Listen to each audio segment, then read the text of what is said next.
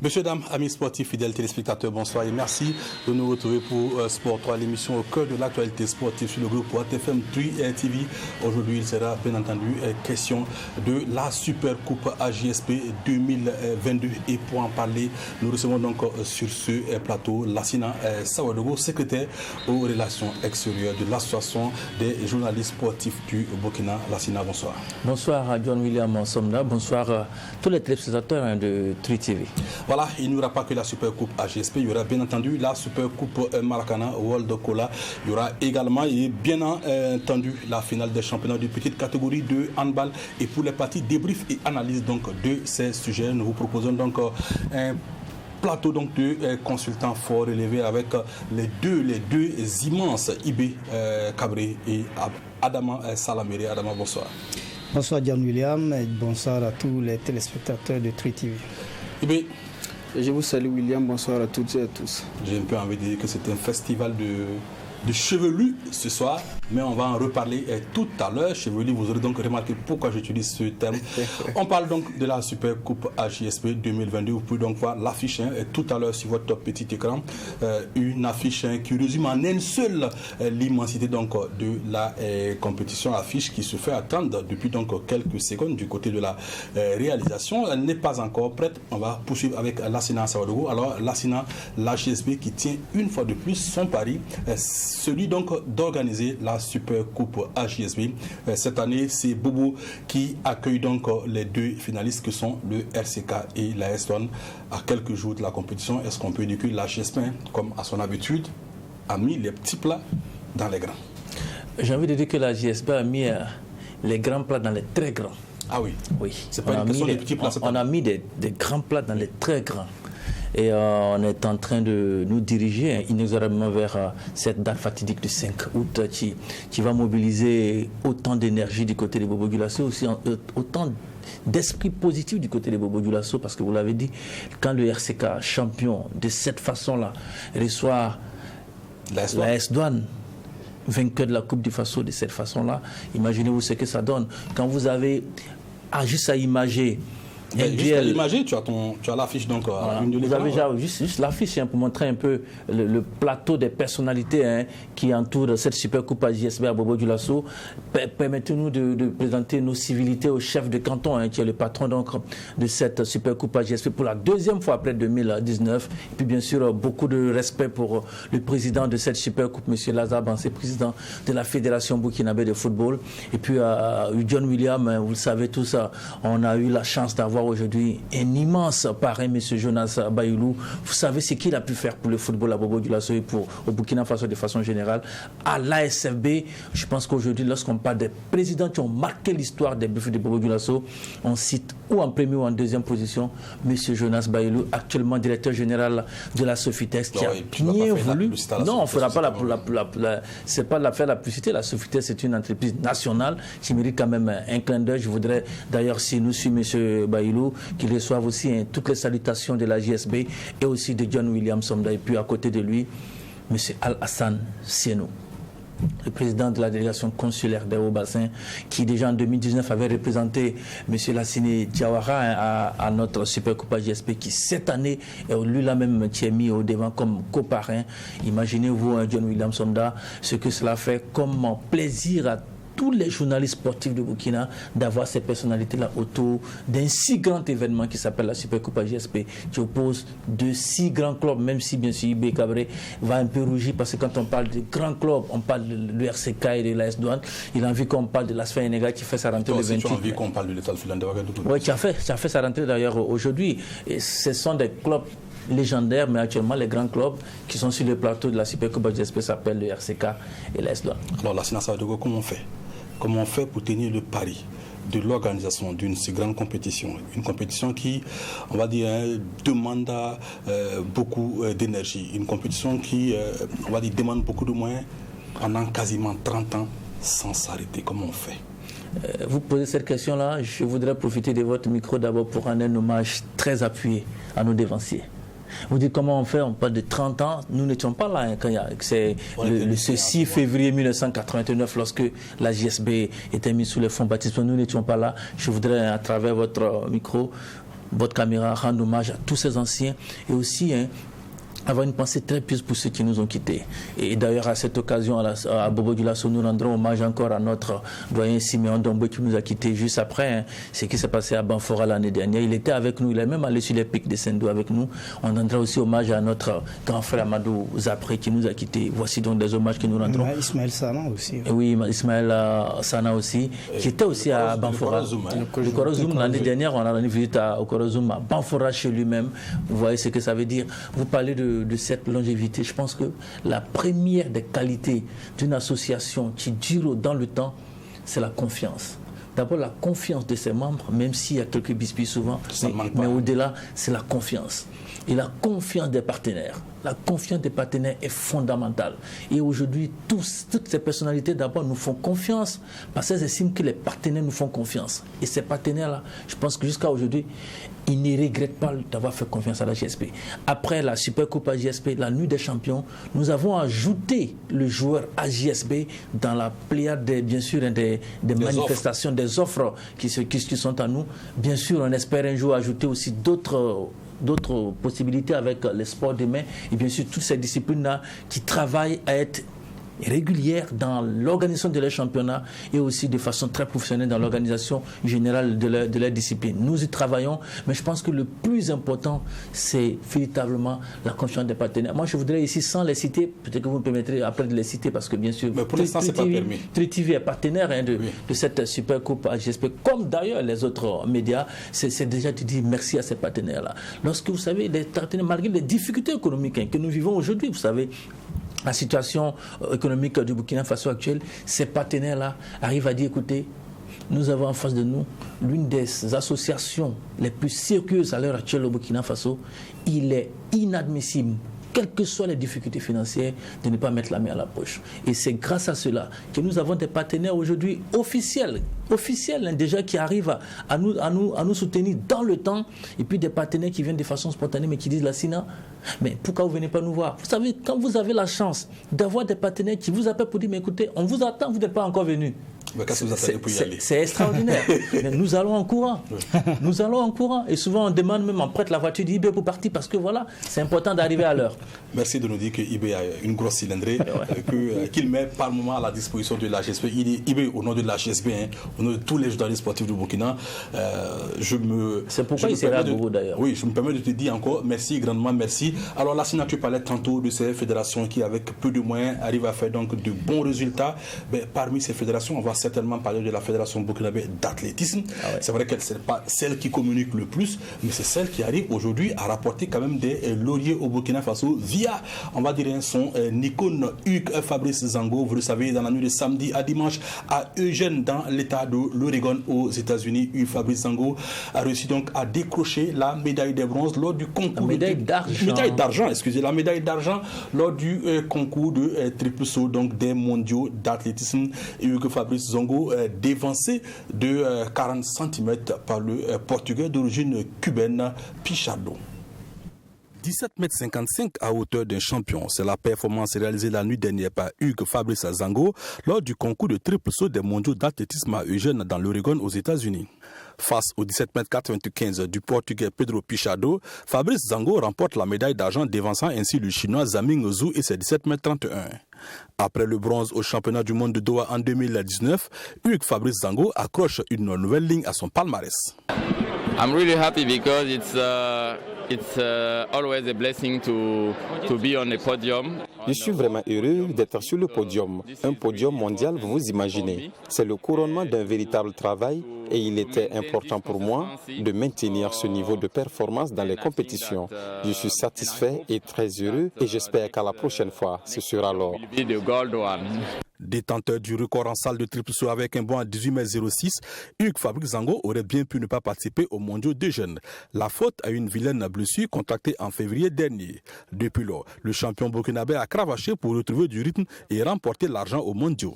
Yeah, you know, my season was special this year because of my injury at February. C'est une saison assez spéciale pour moi cette année. J'ai contracté une blessure en février et je n'arrive même pas à marcher. Je me suis remis à marcher qu'en avril, soit plus de 2 mois après la blessure. J'ai débuté la préparation spécifique pour les mondiaux en juillet et je suis arrivé à cette compétition avec un déficit de préparation. Il m'a manqué du rythme pour tenir dans une telle compétition. J'ai encore une marge de progression et j'ai en ligne de mire la Diamond League et j'espère y faire mieux. J'ai vraiment eu une saison spéciale.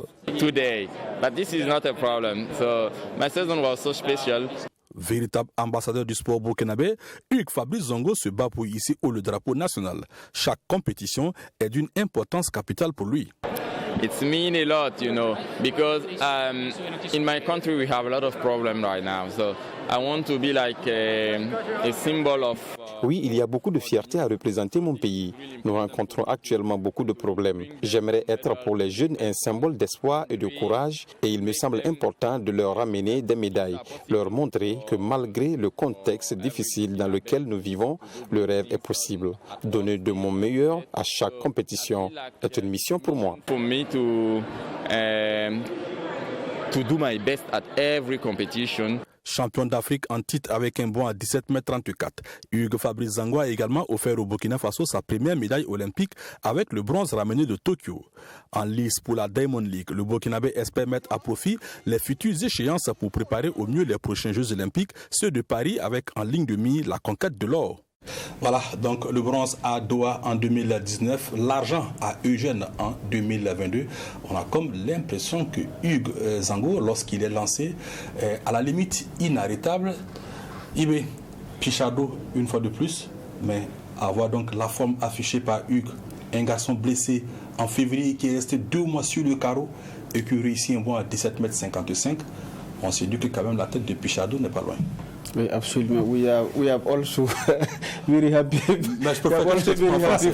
Fabrice. Ouais, mais je préfère que tu l'exprimes en français. Lui. Ah, d'accord. Parce que je ne suis pas certain que Lassina puisse te comprendre. Donc, exprime-toi en français afin que Lassina puisse te comprendre. Donc, il n'y a pas de souci. Oui. Donc, en fait, je vais dire quoi. Félicitations à Hugues Fabrice Zongo pour cette grosse performance, parce que déjà il y a un palier de franchi, parce que au niveau des Jeux olympiques il avait donc engrangé la médaille de bronze et cette fois-ci donc c'est la médaille d'argent aux mondiaux. Voilà, et en recalant au passage, ou du moins en dévançant au passage un de ses principaux concurrents, c'est-à-dire le Chinois donc, qui a été relégué à la 3e place. Voilà, sauf que l'adversaire le plus redoutable, le Pichardo, oui. Voilà, lui il est venu dévancer encore une fois de plus Hugues Fabrice Zongo donc dans cette discipline.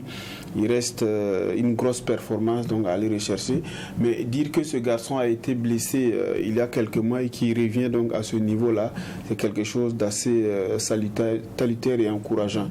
Et Hugues Fabrice Zongo aujourd'hui, il y a quand même des motifs d'être très fier et très content de sa performance, et par ricochet aussi être très content donc du travail qui est fait par la Fédération burkinabé d'athlétisme. Vous avez dit tantôt, ça communique moins.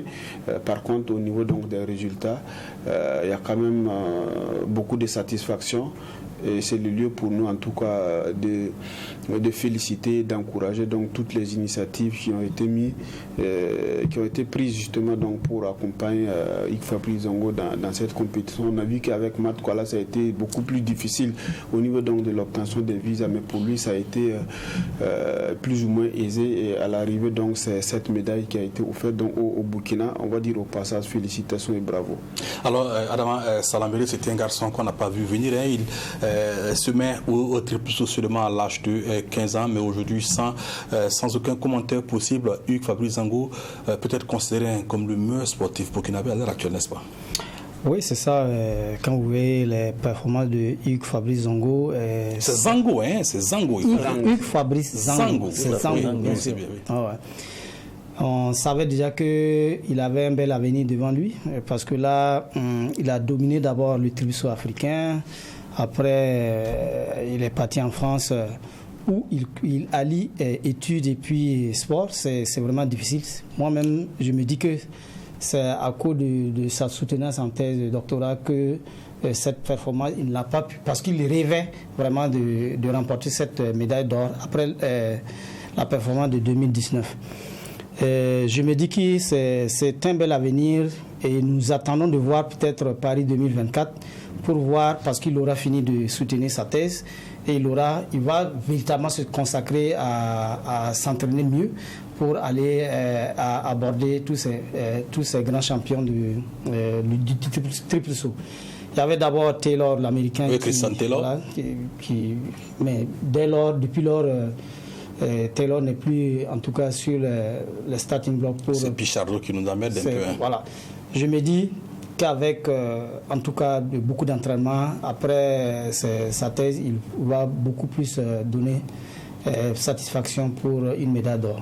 Alors Adama Sanambele qui parlait donc de cette thèse qui empêche quand même Hugues Fabrice Zango de se donner à fond. Alors Lassina Sawadogo, lors donc du meeting du Lévin, il a fait 18,06 m, c'était en salle. Et donc, il est aujourd'hui le détenteur du record mondial en salle. Et ça se trouve que le record qui prime, c'est celui en plein air. Et il est détenu depuis 1995. Lassina Sawadogo n'était pas encore journaliste, par l'Écossais Jonathan Edwards. Est-ce que Hugues Fabrice Zango, dans la plénitude de ses moyens, peut objectivement viser ce record? Je rappelle, 18,29 m et ça date de 1995. À l'époque, Lassina avait tous ses cheveux. Oui, c'est vrai, j'avais tous mes cheveux, c'est pour dire vrai, mais vous savez, c'est vrai, vous parlez de la possibilité de Hugues de battre ce record-là, mais il ne faut pas d'abord parler de la possibilité de Pedro Pichardo. Pichardo, parce que ce qu'il a réalisé avant-hier est phénoménal, au premier essai. Vous savez, la performance de Pichardo, c'est au premier essai. La performance de Hugues, c'est au premier essai. Ils avaient 6 essais, mais les autres essais, ils n'ont pas pu franchir cette étape-là. Pichardo, dès qu'il a fait son saut, il avait assuré. Hugues est venu derrière, il a assuré.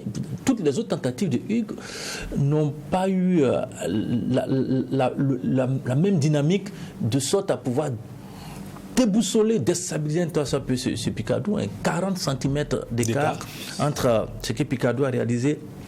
Hugues, pour les observateurs de l'athlétisme, ce mano à mano va encore continuer. Que comme il l'a dit tout à l'heure, ce qui est déjà intéressant, c'est que Hugues a pu prendre sa revanche déjà sur Yang Mingzhu, qui l'avait battu au JO en passant devant, c'est déjà bien. Maintenant, c'est vrai, il y a la Diamond League, mais ce qui préoccupe sans doute Hugues, il nous l'a déjà dit, c'est les Jeux de Paris. Pas que Hugues. Nous tous ici. Nous tous, oui, c'est 2024. Mais quand on regarde aussi cette performance de Pichardo qui apparemment n'a pas de période de moins bien quand il arrive à ces compétitions-là, on a envie de s'arracher les derniers cheveux. Et ça, c'est difficile. Et moi, j'espère, c'est vrai, tous les spécialistes l'ont dit, Hugues a encore une marge de progression. Vous l'avez dit, tous ici, il a commencé tard sa préparation parce que blessé. On espère voir la situation de Hugues lorsqu'il sera à 100% de ses moyens, avec une préparation optimale pour arriver véritablement à Paris avec tous les moyens à sa disposition pour espérer bousculer ce Pichardo. Parce que franchement, moi j'ai commenté cette nuit-là cette compétition de tripsaut, il est phénoménal. On a l'impression, j'étais avec le monsieur Sanou qui dit qu'on a l'impression qu'il ne court pas. Parce que lui, il a la chance d'être filiprome, il n'est pas comme Adama Sanambele, il est bien grand. Et il culmine à 1,88 m alors que Hugues est à 1,80 m. Il a la même taille que moi, ce monsieur. Il a l'envergure. Il a de l'envergure et Hugues doit compenser son manque d'envergure par une puissance au niveau des foulées, surtout des tibias. Il faut encore avoir beaucoup plus de puissance là-bas. Moi, je pense que, vous l'avez dit, il a une particularité, c'était miraculeux. Il a 15 ans qu'il a commencé. 15 ans, c'est-à-dire qu'il n'a même pas travailler sur les fondamentaux. Et vous savez, quand on commence une discipline à 15 ans, on a raté une partie de toute la préparation des bases pour atteindre ce niveau-là. Dans un pays comme le Burkina, avec une sécheresse infrastructurelle incroyable. Tu ne vas pas revenir sur vous imaginez comment est-ce qu'il faut saluer cette performance de Fabrice Zango. On se demande, après Fabrice Zango, si certains athlètes doivent se préparer au Burkina Faso dans ces conditions-là, est-ce qu'on aura la relève? C'est la grosse question qui pourra se poser un jour. Peut-être on pourra en parler à d'autres occasions, mais j'avoue que j'ai été émerveillé par ce que Hugues a réalisé. On va croiser les doigts pour qu'il n'ait pas de blessure, pour qu'il nous arrive en pleine forme à Paris en 2024. Alors tu te posais la question tout à l'heure de savoir si on aura encore des Hugues Fabrice Zango dans ces conditions de préparation. Il y a une fédération, elle, qui a compris, qui a décidé donc de faire des champions, de grands champions dans ces compétitions, puisque cette année, elle a tenu le week-end écoulé les finales nationales du championnat des petites catégories. Elle, c'est la fédération donc de handball, fédération pilotée par Stella Tapsoba. 56 matchs au total ont été joués pour ce championnat de petite catégorie. En cadette fille, Wenpanga, en jaune-rouge, championne sortante, était face à ASJPC. Dès l'entame de la rencontre, Wenpanga se montre déterminée à repartir avec le trophée en prenant l'avantage. Elle mène à la pause 11-3. Un score assez considérable qui va permettre à Wenpanga de jouer libérée en seconde période. Elle déroule le ballon et remporte cette finale par le score de 22-11. Selon le coach adjoint, les consignes ont été respectées. Un très bon match. L'équipe, l'adversaire aussi a très bien joué. Nous aussi, on s'était préparés pour ça. Et on a donné des consignes en début de match et les filles ont respecté. Vous avez suivi en défense, on a très bien défendu, on a fait une défense rigoureuse.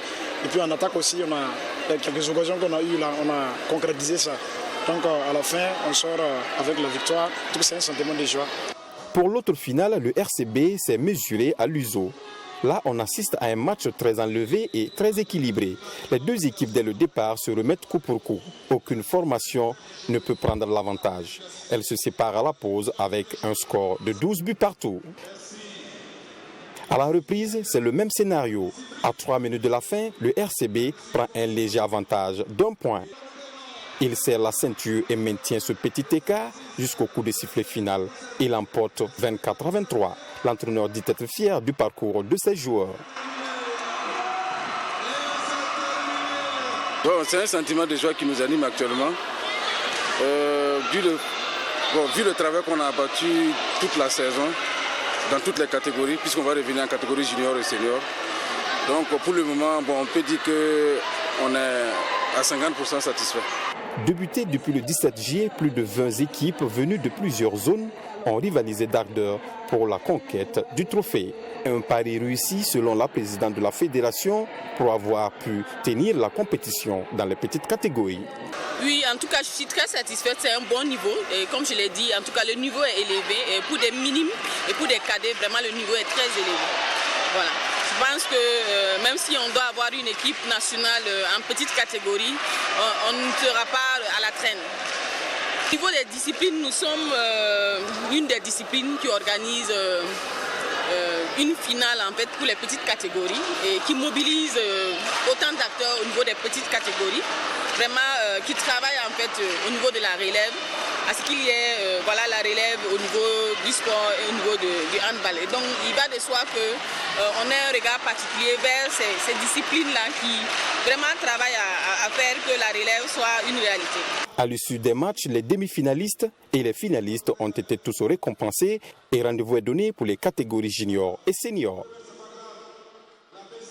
Voilà le handballeur qui depuis 2015 se qualifie régulièrement pour donc le tournoi des Jeux africains avec Stella Tapsoba. On espère que donc le rendez-vous des Jeux africains, il faut préciser que l'édition future, celle de 2023, se tiendra au Ghana. Adama Salaméré, encore une fédération qui se porte bien, qui vit bien et qui mène tranquillement donc ses activités. Une fédération parmi l'une des rares avec le rugby dirigé par une dame. Oui, c'est une des rares fédérations à pouvoir tenir régulièrement ces championnats dans toutes les catégories et fait même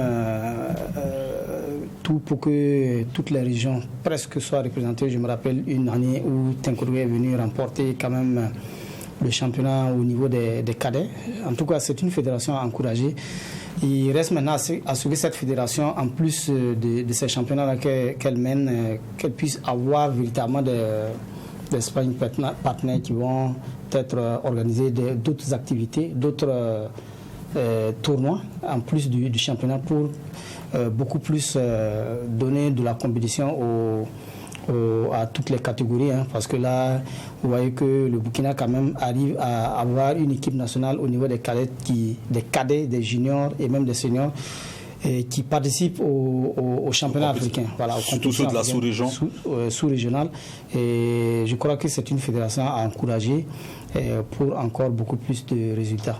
Alors c'est une fédération à encourager. On parle de la Super Coupe de football depuis quasiment 30 ans. Pourquoi pas un jour la Super Coupe de handball entre bien entendu le champion national et puis évidemment une autre équipe, la Sina? Oui, on espère que dans cette dynamique-là, qu'a impulsé donc les dévanciers de Stella et aujourd'hui Madame Stella Tapsoba, on aura une coupe du Faso aussi en handball et puis avoir le championnat pour pouvoir bien sûr nous mettre la pression à la JSP pour pouvoir aussi organiser une super coupe chez les dames. En tout cas, moi je suis très content de voir ce qui se passe au handball.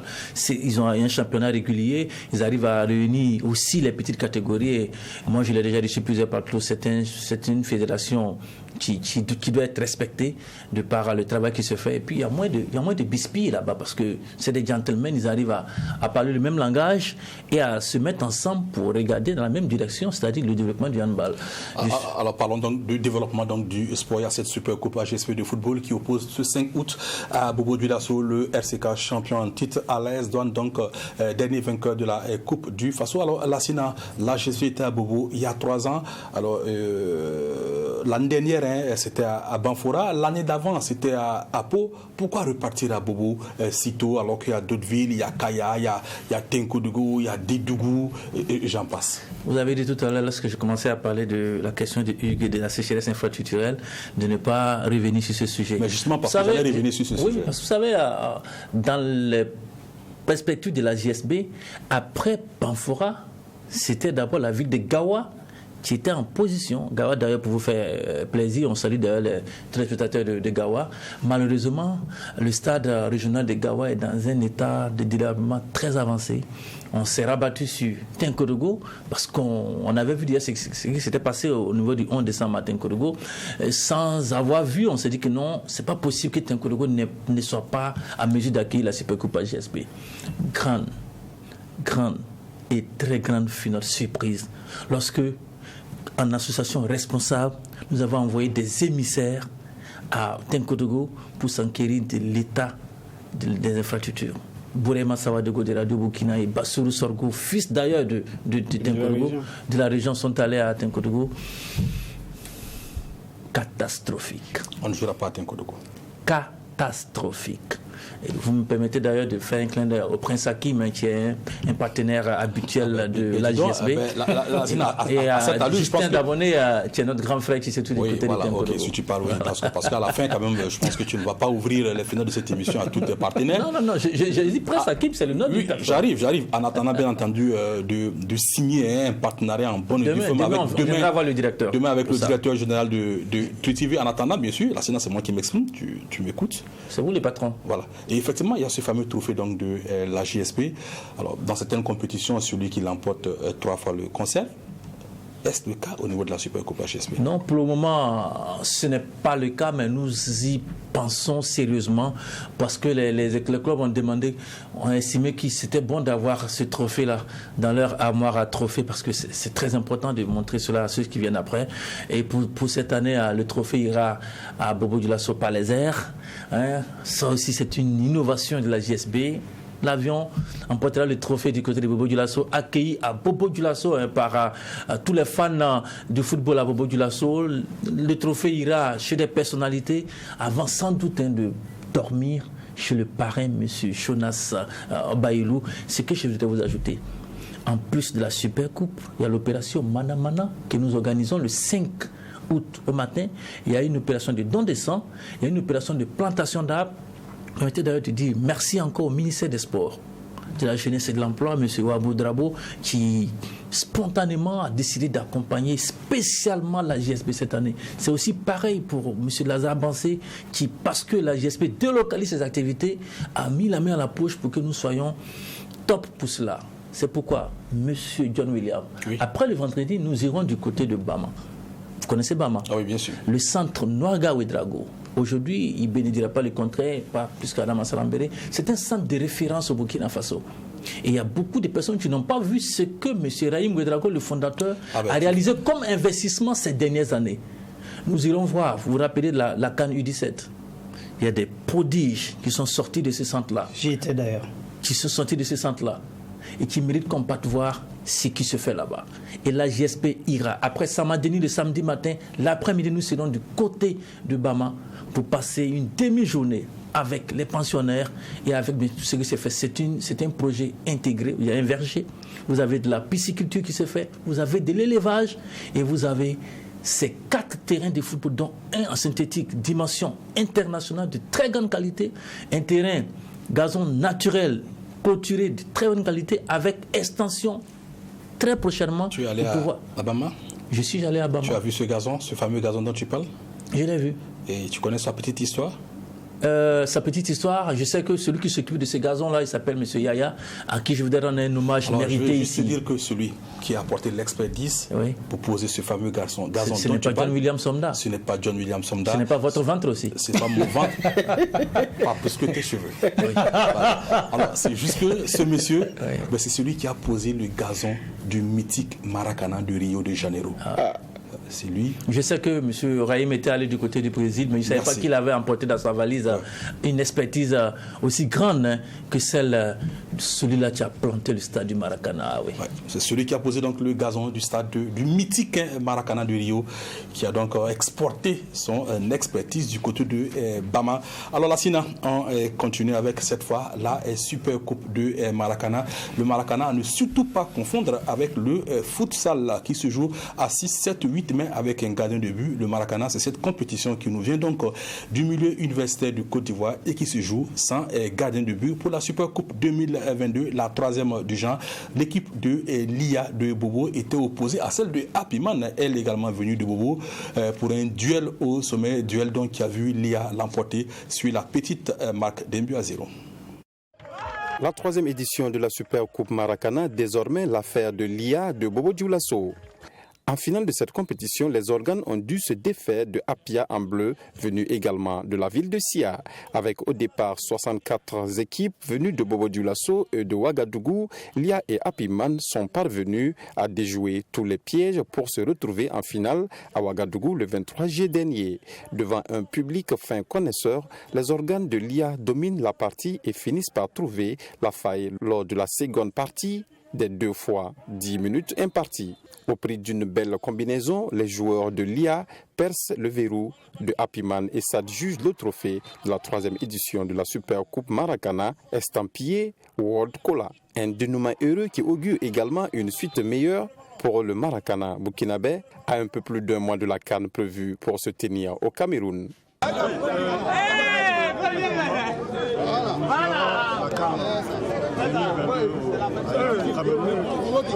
C'est vrai que cette édition ne concernera que la catégorie senior qui se situe au niveau des 35. Aujourd'hui, durant tout ce mois de juin à juillet, nous avons constaté qu'il y a de très bons joueurs de 35 ans qui peuvent évoluer au niveau de cette compétition-là. Donc c'est une opportunité pour les techniciens de faire la sélection. Je pense que ça a été fait. Principal partenaire de la FEBUMADA, la Fédération burkinabé de Maracana et de disciplines associées, la Sodibo a été émerveillée par l'engouement que suscite la discipline et surtout par le sérieux de la fêtière. Je pense que nous travaillons en partenariat avec une fédération qui est sérieuse. Au fil des années, nous voyons que cette organisation de la Super Coupe du Maracana devient de plus en plus intéressante et performante. Nous voyons de belles équipes et donc cette finale ce soir nous a permis de nous rassurer de ce partenariat à travers notre match de World. Pour son sac, Lia repart à Ouaga avec des médailles, le trophée et une enveloppe de 1 million de nos francs. Pour Happyman, le prix se compose de la somme de 300 000 francs et des médailles, le temps de se donner rendez-vous pour une prochaine édition, la 4e dans une saison. Voilà, l'IA donc vainqueur de la 3e édition de la Super Coupe Maracana estampillé World Cola et la Fédération burkinabé qui en profite pour se préparer activement pour la prochaine CAN qui doit se tenir au Cameroun en septembre. Vous connaissez le coach, le sélectionneur de la Fédération de l'équipe nationale de Maracana? Patrick Siriboiseau. Ben voilà. belle occasion donc pour lui lancer un petit bonsoir. On espère, Boiseau qui n'était pas venu à qualifier les étalons maracaniens pour le mondial qui aura lieu à Abidjan en 2023. On espère que l'édition 2022 de la CAN sera donc d'un bon cru pour Patrick Seri Boiseau et ses poulains. Alors la CAN c'est en septembre. On sait qu'en ce temps qui court, il est assez difficile de trouver les moyens pour accompagner les équipes nationales lors des compétitions internationales. On a encore en mémoire quelque chose d'encore frais. Ces difficultés que les étalons dames ont connues donc dans leur préparation avant le Maroc. Est-ce que la fédération de Maracana peut se mettre à rêver d'une participation à la CAN? Sera-t-elle à la CAN? A-t-elle les assurances du ministère donc en charge des sports? La question a été posée au président de la fédération burkinabé de Maracana, Eric Barbouza. On l'écoute. C'est vrai que notre ministère de tutelle y est dessus. Et nous sommes en train de parler. Et tout porte à croire qu'ils vont nous accompagner pour que nous puissions participer à cette CAN. D'ailleurs, nous n'avons jamais raté depuis sa création. Nous avons été toujours participants réguliers. Et nous allons croire que ce serait une opportunité de ne pas lâcher cette fois-ci parce que la prochaine édition, en 2024, ce sera la Coupe du Monde. Donc nous allons profiter donc de cette CAN au Cameroun-là pour appuyer nos gens et préparer la Coupe du Monde. Voilà, donc profiter de la CAN pour affûter les jambes et préparer le mondial. Le Maracana, pour l'instant, il est essentiellement masculin. On en a parlé la semaine dernière avec Ibrahima Traoré dit Baya. Les filles également s'y mettent progressivement. Les étalons dames fraîchement rentrés donc du Maroc ont livré un petit match de gala. On peut donc voir les images de ce match de gala en Maracana version dame. On peut voir donc sur ces images certaines donc de l'expédition marocaine Balkissa Sawadogo qu'on voit à l'autre bout de l'écran. On peut également voir la capitaine Charlotte Pilogo sur donc quelques images. Les filles qui en ont également profité pour montrer leur trophée de Woman of the Match après donc leur parcours marocain. Voilà donc Balkissa Sawadogo aussi qui tient donc son trophée, l'équivalent du trophée donc homme du match chez les dames, c'est Woman of the Match. Le Maracana en version féminine, on peut se mettre à y rêver. Oui, bien sûr, de toutes les façons, ça commence à prendre forme et que les initiatives sont déjà libérées. On voit que les acteurs s'y mettent et là encore, on voit des étalons dames qui acceptent participer. Déjà, ce sont des signaux donc, qui attestent qu'effectivement, Maracana version dame, c'est devenu presque une réalité, sinon même une réalité donc, dans notre contrée. Tout ce qu'on peut, c'est d'espérer donc qu'il y aura quand même l'accompagnement nécessaire donc, pour que tous ceux qui ont pris cette initiative-là puissent bénéficier davantage d'accompagnement donc, pour les pérenniser et pour le bonheur donc, du public sportif burkinabé. Merci à toi, Ibé. Alors, on parle actuellement de notre partenaire Citoyen Sport, la une donc de Citoyen Sport de demain, mardi, qui a eu une avec largement consacrée à Hugues Fabrice Zango. Voilà, on voit en titre l'homme exigera une rigueur militaire et puis bien entendu ce dossier consacré aux infrastructures sportives sur le comète. Donc on le voit en encadré la lente agonie du comète, c'est à lire dans Citoyen Sport donc de demain mardi, le numéro 1500 voilà, numéro 1500 du 28 juillet 2022 au prix de 200 francs dans vos kiosques à journaux. Voilà, Citoyen Sport qui accorde une large page à Hugues Fabrice Zango. Citoyen Sport, c'est une maison que connaît Lassina Sawadogo. On n'est pas obligé de revenir là-dessus. Vous voulez que je dise quelque chose sur Citoyen Sport? Oui. D'abord, saluer avec beaucoup de chaleur la directrice générale, Madame Assetou Badou, et dit que Citoyen Sport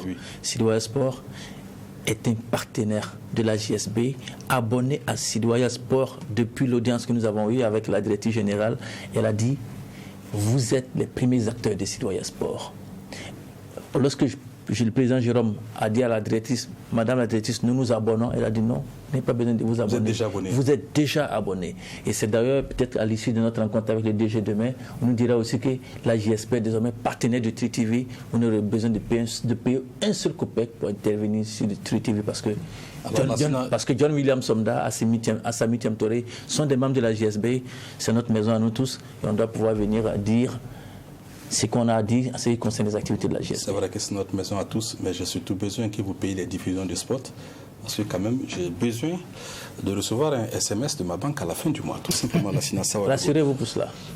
Parce que payer les sports, et on reste partenaires, on reste bons amis. Il n'y a pas de souci. Alors, messieurs, on parle football avec donc le tournoi organisé. Donc, d'abord, avant le tournoi, on va parler donc de l'amicale des arbitres du Faso qui, samedi dernier, donc tenait sa première AG ordinaire après sa création en 2020. Cette assemblée générale de l'amicale des arbitres du Faso Foot, AMAF, se veut non seulement une halte pour faire le bilan des activités déjà menées depuis la création de l'association en 2020, mais aussi et surtout dégager des perspectives pour un futur plus radieux, tant au plan organisation que formation. Pour le président de l'AMAF, les lignes commencent à bouger au sein de l'amicale, même si beaucoup reste à faire. Nous avons décidé aujourd'hui de nous faire un arrêt pour voir, depuis la naissance de notre association, le 29 août 2020, à ce jour, quelle a été la contribution de l'amicale des arbitres face au foot pour l'amélioration des conditions de vie et de travail des arbitres. Aussi, quelle a été notre contribution pour l'amélioration des performances des arbitres de façon globale. Les choses commencent à bouger, même s'il y a beaucoup d'attentes, les choses commencent à bouger. Je pense qu'il faut avoir le courage de le dire.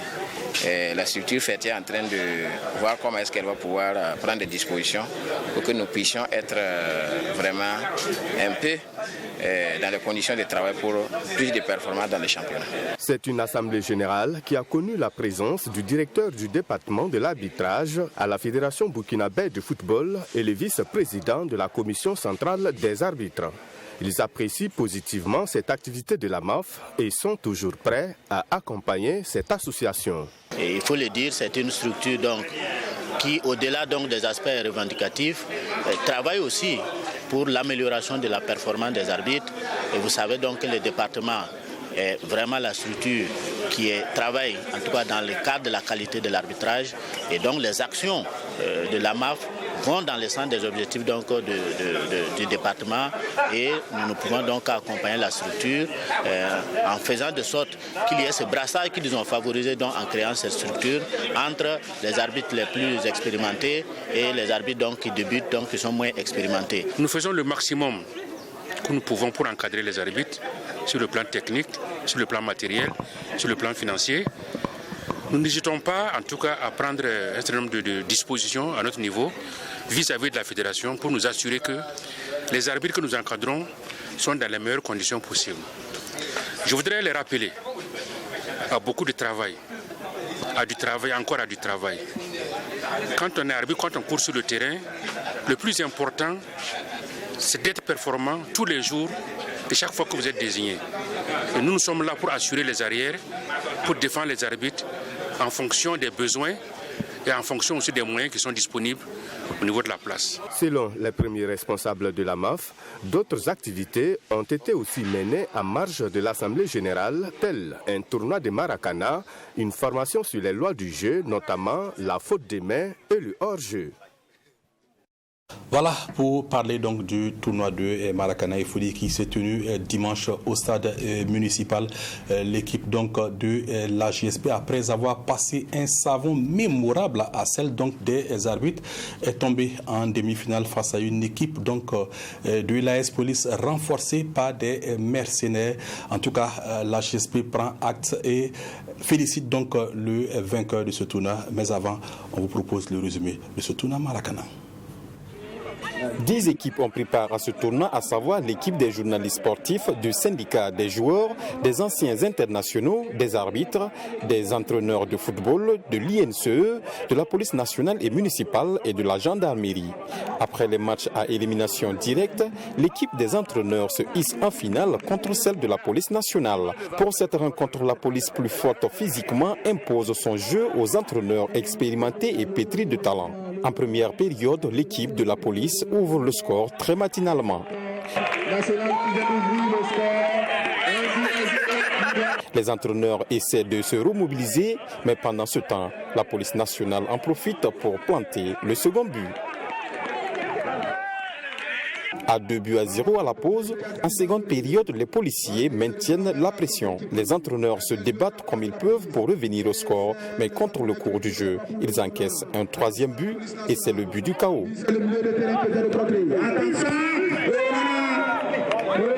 La police nationale est faite championne au coup de sifflet final par le score de 3-0. C'est un sentiment de joie, de fierté. Voilà, c'était pas vraiment certes facile, mais nous avons tenu jusqu'à bout. Et bon, Dieu merci, ça a payé. Voilà. Merci bien aux organisateurs. Voilà, c'est une très bonne compétition. Je pense qu'il y a l'harmonie, il y a la cohésion sociale qu'on prône.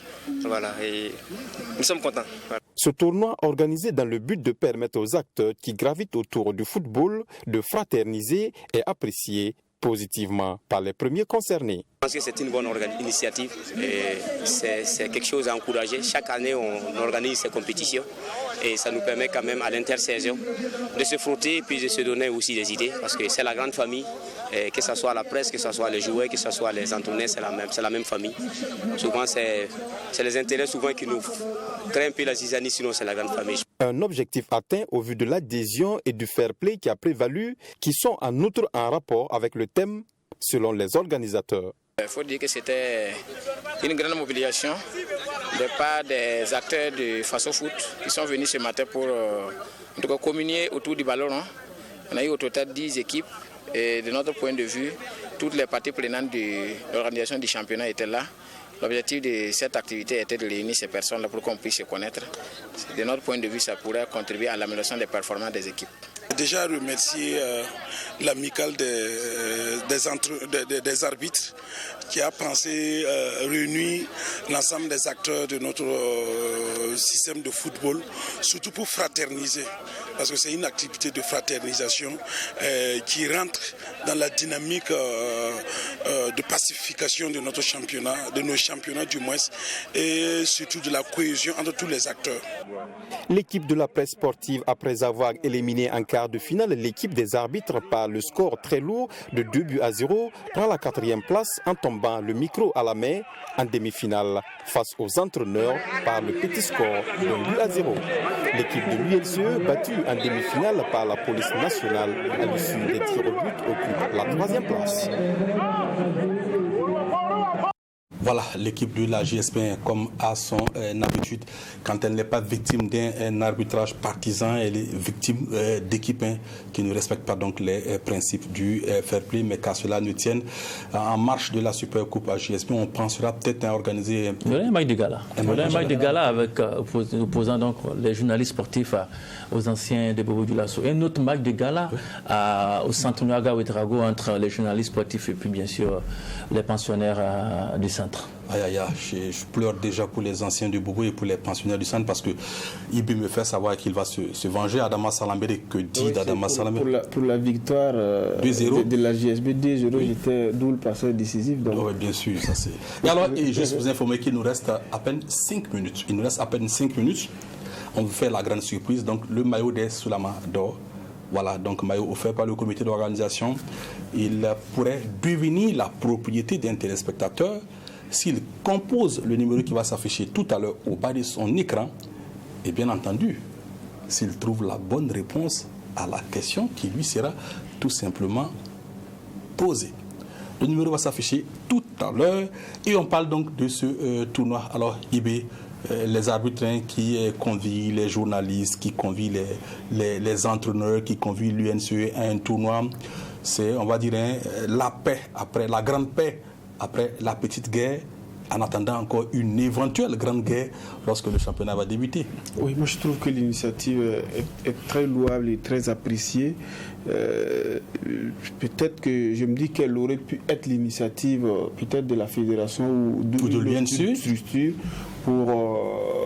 parce qu'effectivement c'est les arbitres qui font l'objet de polémiques donc dans tout ce qui gravite autour du sport.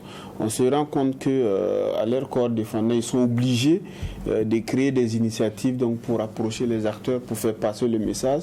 Vous voyez, il y a plusieurs activités qui ont été menées et parmi lesquelles il y a aussi la sensibilisation donc sur les lois du jeu, notamment la loi 11 et puis la loi 12. Donc c'est ultra important donc ces initiatives. On a vu que ça mobilisait pas mal d'acteurs, les entraîneurs, les arbitres, mais aussi les journalistes et d'autres d'autres acteurs qui sont venus donc à cette occasion. Donc ça a permis donc aux acteurs donc, de parler le même langage. Nous avons un téléspectateur au bout du fil. Monsieur, bonsoir. Oui. Bonsoir, monsieur. Allô? Allô, bonsoir. Oui, bonsoir. Est-ce que vous pourriez vous présenter avant de répondre à la question? Oui. C'est monsieur Compaoré Suleiman Ali. Monsieur Compaoré Suleiman. Alors, je suppose que vous appelez pour ce maillot. Oui. Alors, monsieur Compaoré, la question, elle est toute simple. Elle n'est absolument pas difficile. Quel joueur, quel gardien de but a été sacré lors de la première édition des Soulamador? Elle est très difficile, cette question. Le gardien de l'Étoile Filante. Et comment il s'appelle, le gardien de l'Étoile Filante? Son nom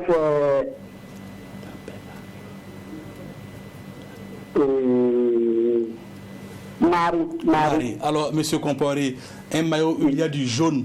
Vous imaginez un gardien de l'Étoile Filante de Ouagadougou le porter? C'est pas la bonne réponse. Okay. Merci, monsieur. Donc, Compaoré. Alors, Ibi, on termine très rapidement en attendant le deuxième intervenant.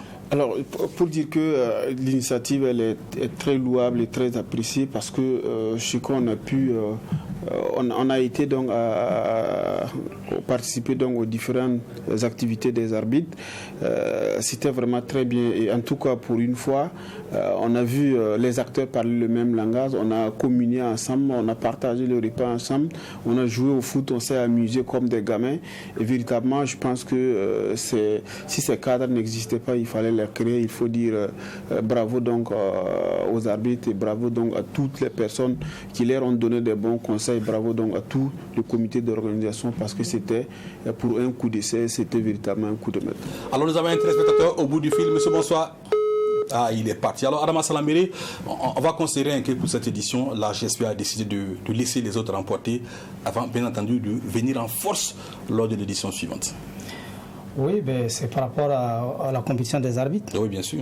Parce que là, quelle que soit l'entité qui allait l'organiser, il fallait bien que ces différents acteurs du football là se retrouvaient véritablement pour un brassage d'abord, parce qu'au-delà du sport, il faut voir le brassage et la fraternité qui va se créer autour de la compétition et voir au-delà de la compétition ce qui va se passer. Salambéré, je vais te couper momentanément. Monsieur, bonsoir.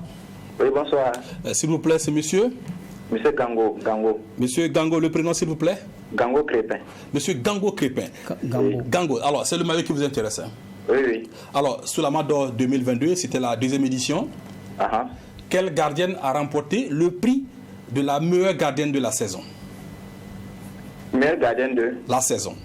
Mariam Ouattara. Alors, monsieur Gango, c'est la bonne réponse. Alors, vous voudrez donc laisser vos coordonnées avec la régie et vous passerez demain à partir de 11h pour récupérer donc votre maillot au siège de Truth TV. Ok, merci. Merci, monsieur Gango. Je vous en prie. Voilà, donc le maillot est parti à Adama Salaméré, tu termines et on se dit au revoir. Voilà, j'étais en train de dire qu'au-delà du sport que nous avons vu sur le terrain là, il y a ce brassage, il y a cette fraternité qui s'est créée entre les arbitres, les journalistes, les gens de la sécurité, parce que vous savez qu'au moment du championnat, entre arbitres et puis les clubs, ça ne va pas, il y a toujours des tensions entre ligue et club et arbitre, il y a des tensions et il est bien que ces acteurs-là se retrouvent à un moment donné pour fraterniser et puis encore pour repartir sur de bonnes bases lors du début pour une nouvelle saison qui va bientôt démarrer. Je crois qu'on a programmé ça pour le 2 septembre. Le 2 septembre, voilà. Merci à toi, Adama Salambéré, merci Ibé, Lassina Sawadogo, je veux dire en plus, sinon un grand merci. Et puis surtout, bon vent à cette édition 2022 de la Super Coupe AJSP. Le 5 août. Le 5 août, tous à Bobo. La boîte. Amadou Sampo a dit même si c'est une boîte, il va remporter. C'est une boîte. Même si c'est une boîte, il remporte. Il remporte. Et Kamou Malo a dit, même pour prendre la boîte là, il faut d'abord passer par moi. Merci à toi, Lassina Sawadogo, tous à Bobo le 5 août prochain pour donc la finale 2022 de la Super Coupe AJSP. Nous étions donc avec Lassina Sawadogo, secrétaire de relations extérieures de l'AJSP, de l'Association des journalistes sportifs du Burkina, Ibé Kabri, Adama Salamberi, nos traditionnels consultants étaient là. Merci également à toute l'équipe de réalisation et à vous qui nous avez fait le plaisir de nous suivre ce soir. Prochain rendez-vous d'information sportive sur le groupe ATFM 3 TV, c'est pour mercredi avec Sport 3 en Mouré et vendredi pour la deuxième session de Sport 3 en français.